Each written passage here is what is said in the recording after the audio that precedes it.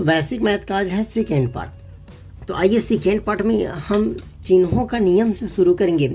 हम first part में भी आपको चिन्हों का नियम बताए थे, लेकिन वो गुणा के आधार पे और भाग के आधार पे कैसे होता है वो मैंने बताया था। और मैंने आपको ये बताया था कि अगर प्लस है तो वो किस चीज़ में बदलेगा, जो माइनस है तो काची में बदलेगा, गुना है तो किस चीज़ में बदलेगा। तो सेकेंड पार्ट में बिल्कुल ही हम अलग टॉपिक के ऊपर बात करेंगे।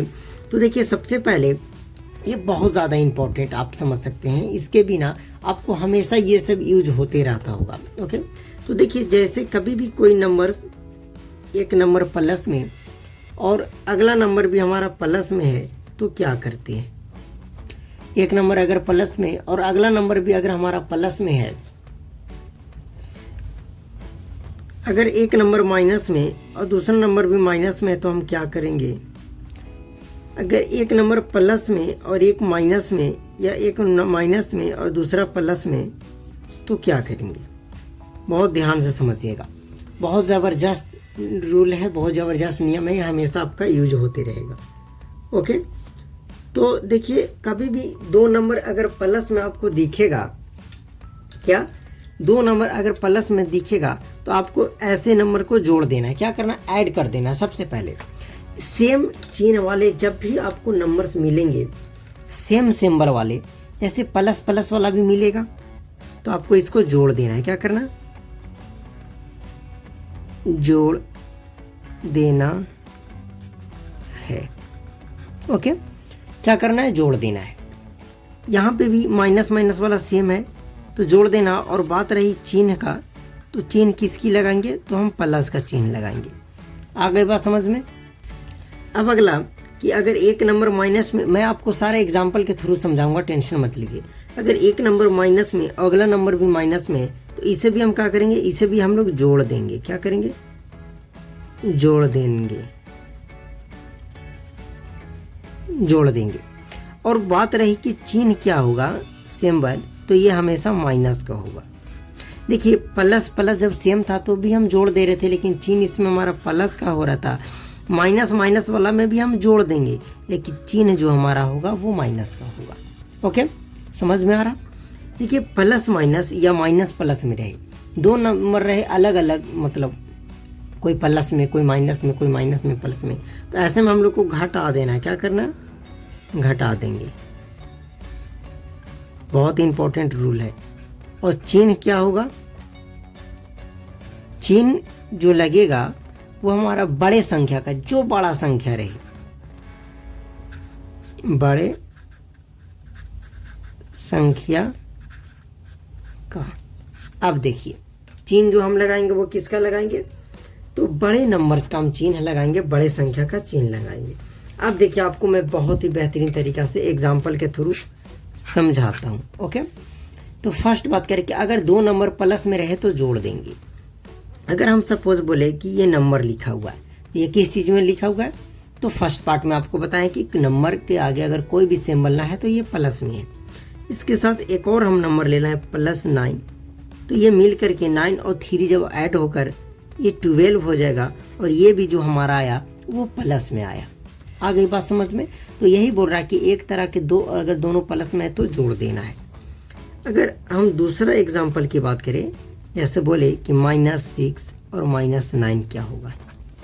देखिए, एक नंबर माइनस में और दूसरा नंबर भी माइनस में। देखिए, जब दो नंबर अगर माइनस में रहे तो हमें इस स्थिति में जोड़ देना है, लेकिन चिन्ह जो लगेगा वो माइनस का लगेगा। सीधा सीधी बात आपको समझ में आ रही है। तो यार, -9 और -6 से जुड़ जाएगा तो 15 हो जाएगा, यानी 9 और 6 15 हो जाएगा। और बात रही चिन्ह की, तो यार हम बोले कि जब दो माइनस में रहेगा तो उसका चिन्ह माइनस होगा, तो ये ऐड होकर के हमारा -15 हो जाएगा। आ गई बात समझ में। हाँ, बिल्कुल आ गई होगी, और आनी भी चाहिए। ओके, अब अगला एग्जाम्पल की बात करें। अब सारा चीज़ फेयर करते हुए चलिएगा, ठीक है, ऐसा नहीं कि यार पढ़ ले और पार हो जाए। अब ये नियम कि अगर एक प्लस में और एक माइनस में, तो क्या करेंगे। जैसे हम बोले कि 6 और -9 क्या होगा, 6 और -9 क्या होगा, तो बोलेगा कि एक तो हमारा प्लस में है और दूसरा माइनस में है। तो प्लस माइनस रहे या माइनस प्लस रहे तो हमें घटा देना है। क्या करेंगे, घटा देंगे। तो हम पहले घटा देंगे, तो 6 में से 9 नहीं, अब जैसे घटता है बड़ा में से हमेशा छोटा को घटाइए। तो 9 में से 6 जाएगा तो हमारा 3 बचेगा। क्या बचेगा, 3। अब चिन्ह बड़े संख्या का, अब आप बताइए कि ये 6 और 9 में इस दोनों में कौन बड़ा है। तो यार सीधा सीधी आप बोलोगे कि 6 में और 9 में हमारा 9 बड़ा है, और 9 के आगे क्या लगा हुआ, माइनस, तो यहाँ माइनस लगा देंगे, मतलब -9 हो गया। अगर यही रहता 9 और माइनस का 6 तो क्या होता, तो यार 9 में से 6 घटेगा, 3 बचेगा। और देखिए 9 बड़ा है, 6 छोटा है, और 9 के आगे कुछ नहीं तो प्लस छिपा हुआ, तो ये +3 ही रह जाता। आ गई बात समझ में? हाँ बिल्कुल, अब आपको आ गई होगी। अब हम बोले कि -4 और +8 ये क्या होगा। तो यार एक माइनस और एक प्लस आना, तो आंख मूंद कर आपको घटा देना है। तो देखिए बड़े में से घटाना, 8 में से 4 जाएगा, 4 बचेगा। अब बताइए 4 बड़ा है या 8 बड़ा है। तो बोलेगा कि 8 हमारा बड़ा है, तो 8 के आगे प्लस है तो ये प्लस का हो जाएगा। आ गई बात समझ में? हाँ। अगर और हम बात करें थोड़ा सा, 8 - 20, तो देखिए 8 में से 12 तो नहीं जाएगा, तो उल्टा घटा दीजिए, तो 12 में से 8 जाएगा, या 20 में से 8 जाएगा, हमारा 12 बचेगा। मैं आंसर ही बोल रहा था। अब बताइए 8 और 20 में कौन बड़ा है। तो बोलिएगा कि 20 हमारा बड़ा है, और उसके आगे माइनस है, तो ये माइनस का 12 हो जाएगा। अब मैं थोड़ा एक बड़ा एग्जाम्पल आपके सामने लेता हूँ, जैसे -6 -9 +20 और -3 क्या होगा।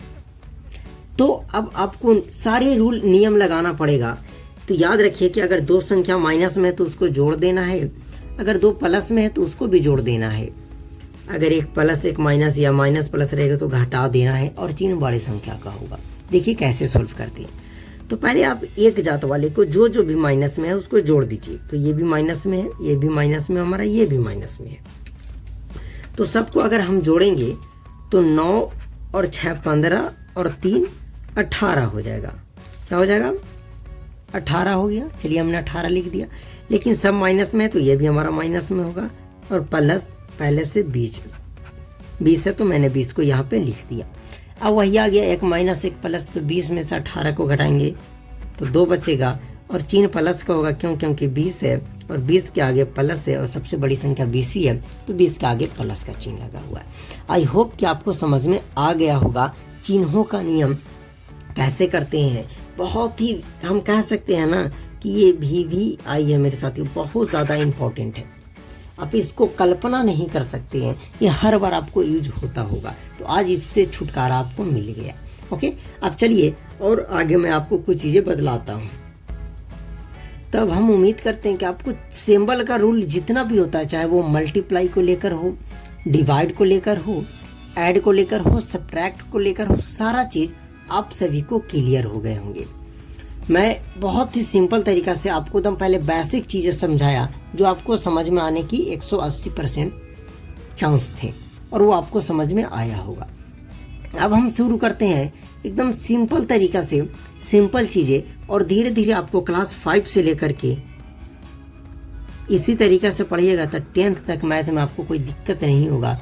सारा चीज़ें आपको समझ में आने लगेगा। आप मुझ पर ट्रस्ट रखिए। ओके, बस अब चाहे तो एक फेयर, चाहे नहीं, आपको यार एक फेयर बनाना पड़ेगा। ठीक है, अब प्लीज़ फेयर बना लीजिएगा, आप सभी के लिए काफ़ी ज़्यादा हेल्पफुल होंगे। ओके, फेयर बना के चलिएगा। तो मैं अपने फ़ायदे के लिए नहीं कह रहा हूँ कि आपको फेयर बनाना है, आपके फ़ायदे के लिए कह रहा हूँ कि आप कभी भी जब धीरे धीरे चीज़ों को भूल जाइएगा, एक बार जब आप रिवीजन कर लीजिएगा तो आपसे सारी चीज़ें याद हो जाएंगी। ओके, अब मैंने आपको सारा चिन्हों का नियम बता दिया, टोटल जितने भी होते हैं वो। अब हम थोड़ा सा फ्रैक्शन पे चलते हैं, विहीन पे चलते हैं। ओके, ध्यान से समझिएगा। अब क्या होता है विहीन यानी कि फ्रैक्शन, थोड़ा समझिएगा। विहीन क्या होता है? विहीन वो होता है जिसे हम अंश बटा हर के रूप में लिख दे। क्या? अंश और बटा हर के रूप में लिख दे। लेकिन यहाँ एक नियम है, जो ये हर है ये कभी 0 के बराबर नहीं होना चाहिए। देखिए, फ्रैक्शन बताने के बाद मैं आप सभी को एकदम सिंपल तरीका से जितने भी मल्टीप्लिकेशन का रूल नियम होते हैं वो बताऊंगा, डिवाइड किस किस प्रकार के होते हैं वो बताऊंगा, एलसीएम एचसीएफ, मतलब आपको बहुत बेहतरीन तरीका से गणित सिखाऊंगा। अगर आप इससे भी जीरो लेवल से सीखना चाहते हैं तो मेरा वो वाला सीरीज देख लीजिए जो क्लास 1 से लेकर के 10th तक बेसिक मैथ चल रहा है, वो इससे भी बेहतर मतलब कहने का कि वो एकदम जीरो से है, ये भी जीरो से है, लेकिन यहाँ क्लास है वो 5 से लेकर के 10 तक है, लेकिन वहाँ जो क्लास है वो 1 से लेकर के 10 तक है। तो उसमें मैंने सारी चीज़ों को, हर एक छोटी छोटी बात को डिस्कस किया है। तो भिन्न समझ में आ गया कि जो अंश बट्टा हर के रूप में रहे, जो अंश बट्टा हर के रूप में रहे उसे हम लोग भिन्न बोलेंगे, फ्रैक्शन बोलेंगे। हर कभी भी जीरो नहीं होना चाहिए, अन्यथा वह एक फ्रैक्शन नहीं होगा। अगर मैं आपसे एग्जांपल में पूछूं कि बताओ कि क्या 9/5 हमारा एक फ्रैक्शन है, तो बोलिएगा बिल्कुल। 9/5 अंश के जगह हमारा 9 है, वह हर के जगह 5 है, तो यह एक फ्रैक्शन है, यह एक भिन्न है। ओके, अगर यही मैं बोलूँ कि बताओ 7/0 तो क्या यह एक हमारी फ्रैक्शन है, तो सीधा जवाब आना चाहिए बिल्कुल नहीं है, क्योंकि हमारे हर के जगह जो डिनोमिनेटर है वो 0 हो गया, और जब 0 हो जाए डिनोमिनेटर, हर जब 0 हो जाए तो वह एक फ्रैक्शन नहीं होता है। ओके, अगर मैं यही बात करूँ कि 0/7 रहता तो जी हाँ, यह एक बिल्कुल फ्रैक्शन होता है। आ गई बात समझ में? तो उम्मीद करते हैं कि आज का क्लास जो भी मैं आपको थोड़ा थोड़ा चीज़ें बताया बस वो आपको आना चाहिए। रूल जितना भी मैं सिंबल ऑफ रूल बताया, चिन्हों का जितना नियम, वो एक बार रिवीजन करके अब 3rd पार्ट में आइएगा तो आपको और चीज़ें समझ में आएंगी। और चलिए अब हम जो भी पढ़ेंगे अब 3rd पार्ट में पढ़ेंगे, इस पार्ट को यहीं समाप्त करते हैं।